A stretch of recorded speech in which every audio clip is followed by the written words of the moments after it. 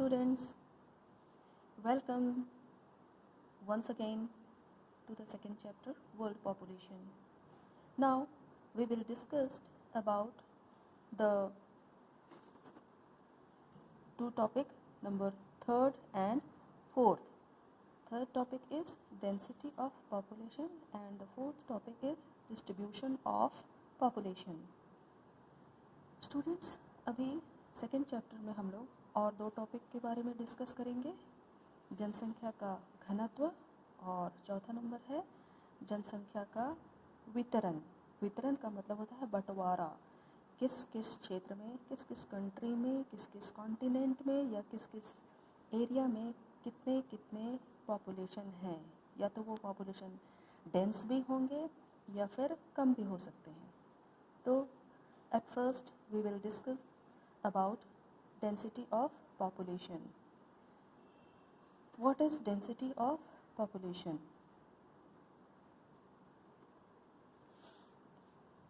Number of people living per unit area is called density of population. किसी निश्चित क्षेत्र में रहने वाले लोगों की संख्या ही जनसंख्या का घनत्व कहलाती है। किसी निश्चित क्षेत्र में रहने वाले लोगों की संख्या जनसंख्या का घनत्व कहलाती है। And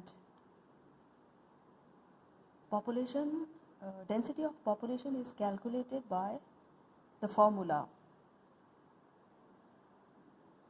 population divided by area. यहाँ पर लिखा हुआ है, आप देखिए ध्यान से कि पॉपुलेशन का डेंसिटी निकालने का एक फॉर्मूला होता है total population divided by total area. मतलब कि किसी एरिया में जितनी भी जनसंख्या रहती है वो टोटल जनसंख्या डिवाइडेड बाय उस एरिया, वो कितना एरिया है, उसका क्षेत्रफल कितना है, उस क्षेत्रफल से अगर पॉपुलेशन को हम डिवाइड कर देंगे तो हमारा जनसंख्या का घनत्व निकल जाएगा। यही है डेंसिटी ऑफ पॉपुलेशन।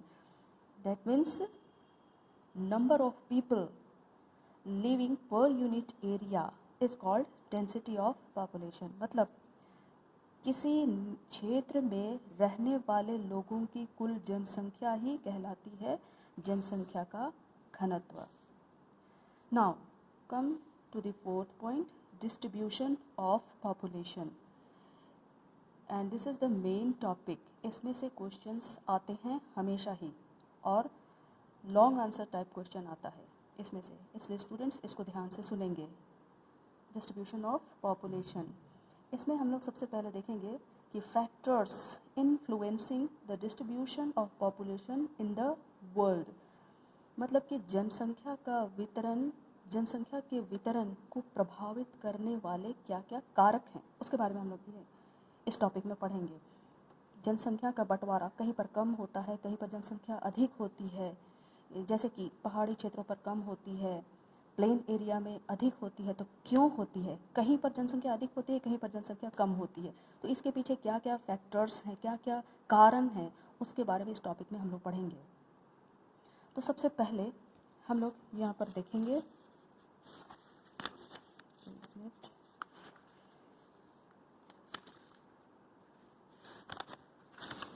डिस्ट्रीब्यूशन। यहाँ पर देखिए लिखा हुआ है distribution of population. A physical factors, B economical factor and C social factors. सबसे पहले हम लोग देखेंगे फिजिकल फैक्टर्स। फिजिकल फैक्टर्स में देखेंगे सबसे पहले अवेलेबिलिटी ऑफ वाटर, सेकंड है लैंडफॉर्म्स, थर्ड है क्लाइमेट एंड फोर्थ है सॉइल्स। ठीक है, यहाँ पर भी आपका लिखा हुआ है क्लाइमेट है, लैंडफॉर्म्स है, अवेलेबिलिटी ऑफ वाटर है और फिर सॉइल्स है। यहाँ पे दिख रहा है सॉइल्स। तो हम इन्हीं चारों के बारे में डिस्कस करेंगे। क्या है डिस्ट्रीब्यूशन ऑफ पॉपुलेशन में? फिजिकल फैक्टर्स भी हम इसको बोल सकते हैं या फिर हम इसको ज्योग्राफिकल फैक्टर्स भी कह सकते हैं। फिजिकल फैक्टर्स भी या फिर ज्योग्राफिकल फैक्टर्स कह सकते हैं। तो एक एक करके डिस्कस करेंगे। सबसे पहले हम देखते हैं यहाँ पर जैसे लिखा हुआ है climate areas with a comfortable climate where there is not much seasonal variation have high population। मतलब है कि वैसे एरिया में जहाँ पर जलवायु कंफर्ट होती है, अनुकूल होती है, जहाँ पर सीजनल वेरिएशन बहुत ही कम होता है, वहाँ पर जनसंख्या अधिक पाई जाती है। Whereas extreme climates such as very hot or cold, desert and heavy rainfall are uncomfortable for human living and have low population।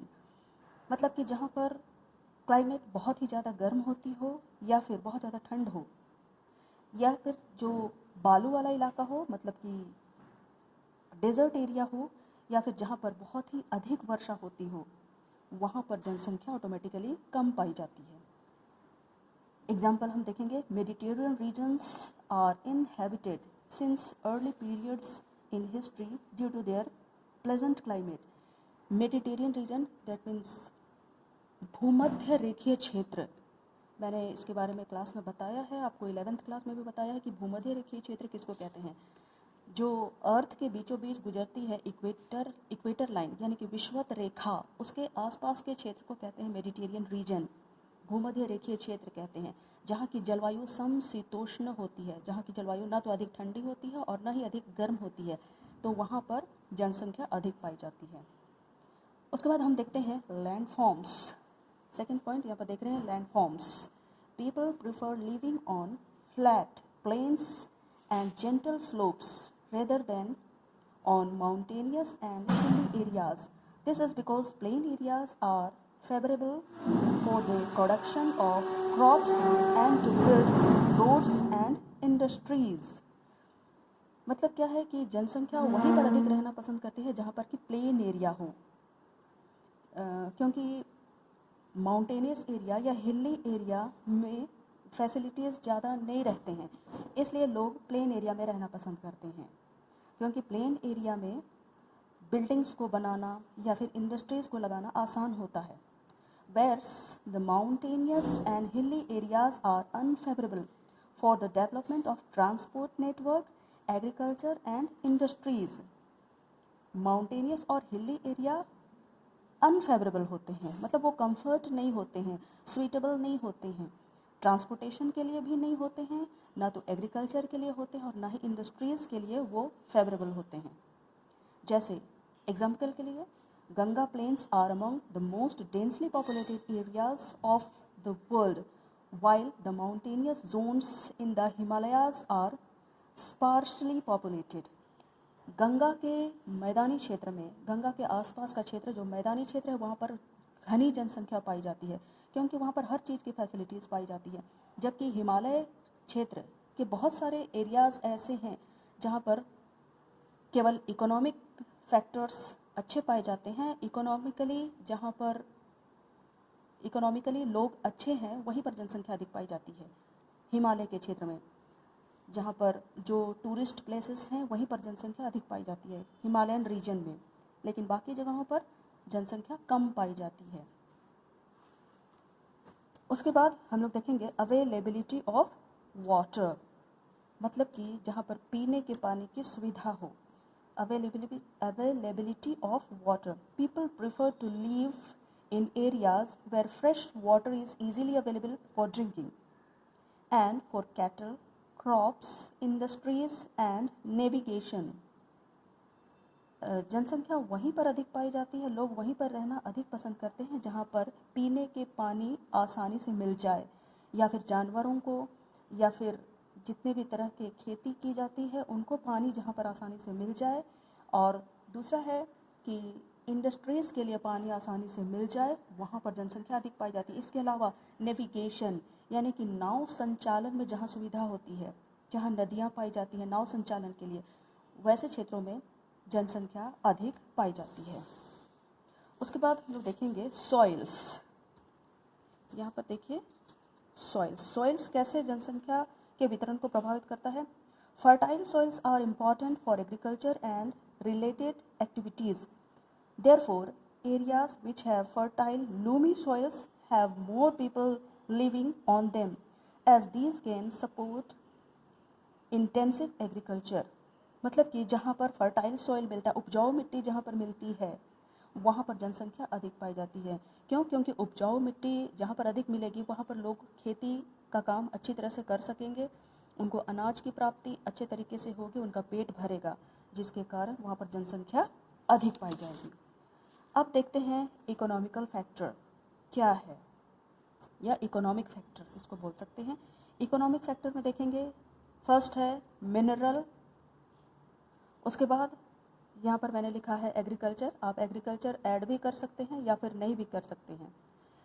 Economic factor में पहला देखेंगे मिनरल, दूसरा अर्बनाइजेशन, तीसरा इंडस्ट्रियलाइजेशन। आप इसको ऐड कर लीजिएगा अपनी नोट कॉपी में, अर्बनाइजेशन और इंडस्ट्रियलाइजेशन को। तो इकोनॉमिक फैक्टर में पहला देखेंगे minerals. Areas with rich mineral deposit attract mining and industrial activities. Therefore, skilled and semi-skilled workers move to these areas for employment and make them densely populated. Means जहाँ पर minerals सबसे अधिक पाए जाते हैं वहाँ पर मिनरल्स को ज़मीन के अंदर से बाहर खोद कर निकालने का काम होता है। इसके अलावा जहाँ पर मिनरल्स सबसे अधिक पाए जाएंगे वहाँ पर इंडस्ट्रीज़ भी बैठाए जाते हैं। तो जो कुशल या अर्ध कुशल लोग होते हैं वो अपने जॉब की तलाश में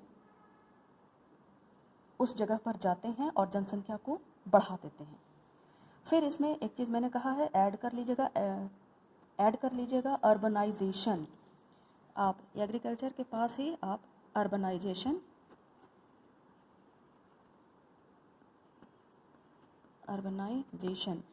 इसमें क्या है, people migrate in the cities for better employment opportunities, educational and medical facilities, and better means of transport and communication, and good civic amenities.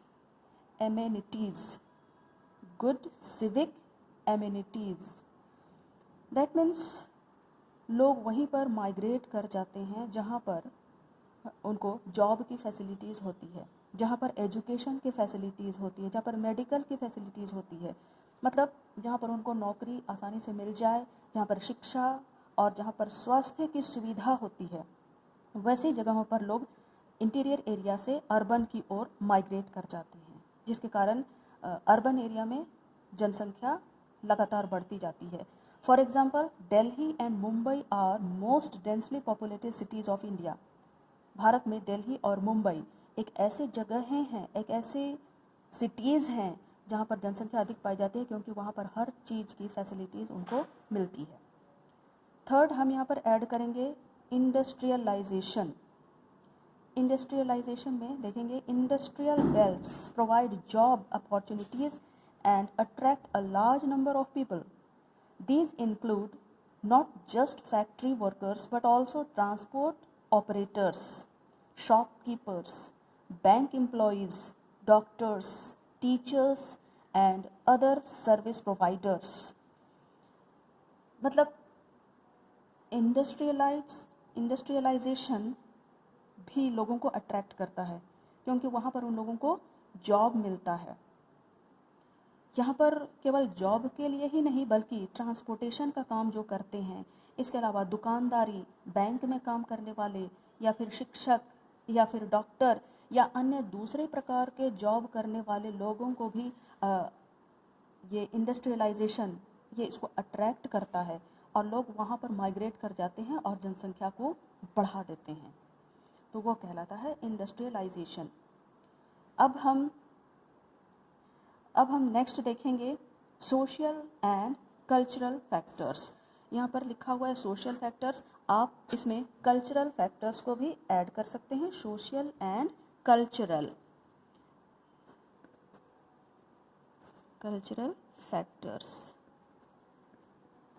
Social and cultural factors में क्या कहा गया है, पहला पॉइंट हम देखेंगे रिलीजियस, जो यहाँ लिखा हुआ नहीं है, आप सुन करके अपने नोट कॉपी में इसको ऐड कर लीजिएगा। सोशल एंड कल्चरल फैक्टर्स में फर्स्ट है रिलीजियस, सेकंड है political unrest and Wars, and third is government policies. पहला है धर्म, दूसरा है राजनीतिक उथल पुथल और तीसरा है सरकारी नीति। तो पहला हम देखेंगे रिलीजियस में। मैं लिख देती हूँ। रिलीजियस क्या है? Some places attract more people because they have religious और कल्चरल सिग्निफिकेंस। एग्जाम्पल के लिए in USA, people of different nationalities prefer their own regions where common culture and traditions are present. बहुत सारे पीपल अट्रैक्ट होते हैं वैसी जगहों पर जहाँ पर एक धर्म को मानने वाले लोग रहते हैं। वहाँ पर उस धर्म को मानने वाले लोग जाकर के रहना पसंद करते हैं ताकि उनकी सामाजिक रीति और उनका धर्म एक जैसा मिल जाता है, तो वहाँ पर जनसंख्या धीरे धीरे बढ़ती जाती है। एग्जाम्पल के लिए यूएसए, वहाँ पर डिफरेंट नेशनलिटीज़ के लोग जो होते हैं वहाँ पर जाकर के रहते हैं जो एक धर्म को मानते हैं। सेकंड है political unrest. Political unrest and wars. क्या है? People tend to move away from places where there is social and political unrest. मतलब जनसंख्या वहाँ पर सबसे कम पाई जाती है जहाँ पर राजनीतिक उथल पुथल हमेशा होते रहते हैं, जहाँ पर लड़ाई झगड़े हमेशा होते रहते हैं। वहाँ पर लोग कम रहना पसंद करते हैं। जहाँ पर सरकार हमेशा ही बदलती रहती है, जहाँ पर आए दिन रैलियाँ निकलती है, आए दिन बंदी होते हैं, मर्डर्स होते हैं, चोरी डकैती होती है, वहाँ से लोग हट जाना पसंद करते हैं और वहाँ से वो माइग्रेट कर जाते हैं पीसफुल जगह पे, जिससे वहाँ की जनसंख्या कम हो जाती है। थर्ड है गवर्नमेंट पॉलिसी। गवर्नमेंट पॉलिसीज मतलब सरकारी नीति। Many a time government offers initiatives to people to live in sparsely populated areas or move away from overcrowded places. सरकार की बहुत सारे ऐसे प्लान होते हैं जो लोगों को इनिशिएट करते हैं अच्छा काम करने के लिए, या लोगों को इनिशिएट करते हैं कुछ इनकम आए उस तरह का काम करने के लिए। लेकिन कहीं कहीं पर ऐसी भी होती है कि सरकार नीरस हो जाती है, इनिशिएट नहीं लेती है किसी भी काम को करने के लिए ताकि लोगों को जॉब अपॉर्चुनिटी मिले या लोग अपना बिजनेस स्टार्ट कर सके। ऐसा गवर्नमेंट कभी कभी नहीं कर पाती है। कुछ लोग ऐसा बिजनेस करना चाहते हैं जिसके लिए लाइसेंस की ज़रूरत होती है, तो गवर्नमेंट उनको जल्दी लाइसेंस नहीं देती या फिर लाइसेंस देने के लिए उनको घूस देना पड़ता है, जिसकी वजह से लोग वहाँ से माइग्रेट कर जाते हैं। जहाँ की सरकार लोगों को अच्छा काम करने के लिए मदद नहीं करती है, लाइसेंस नहीं देती है, तो वहाँ से लोग हट जाना पसंद करते हैं और दूसरी जगह पर चले जाते हैं जहाँ की सरकार की नीति अच्छी होती है। तो डियर स्टूडेंट्स, हमारा सेकंड चैप्टर यहाँ पर ख़त्म होता है and I hope all of you are understood. So thank you.